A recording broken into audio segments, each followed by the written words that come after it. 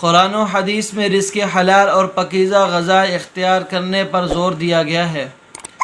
کیونکہ غذا کا انسان کے دل و دماغ پر اثر پڑتا ہے، غذا کا اثر انسان کی اولاد پر پڑتا ہے، غذا کا اثر انسان کے اعمال پر پڑتا ہے۔ اگر غذا حرام اور ناپاک ہوگی تو دل سیاہ ہوگا، اس میں قساوت اور ظلمت آئے گی، قبول ہدایت کی صلاحیت اور استعداد ختم ہو جائے گی،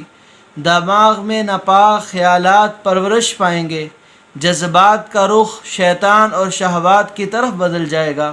اعمال خیر کی توفیق سلب ہو جائے گی، نیکی کا کرنا مشکل اور بدی کا کرنا آسان معلوم ہوگا،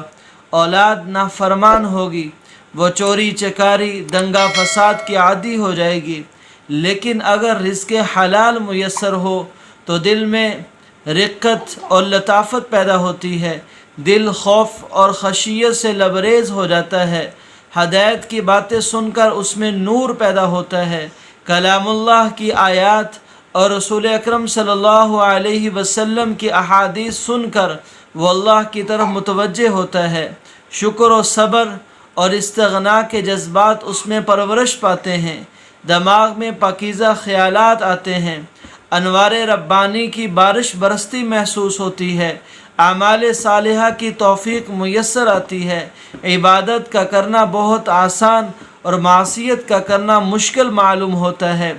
اولاد فرما بردار اور نیک ہوتی ہے، دل میں ایک عجیب سا سکون اور کیف محسوس ہوتا ہے، نہ کسی حاکم کی ناراضگی کا اندیشہ ستاتا ہے، نہ پکڑے جانے کا خوف ہوتا ہے۔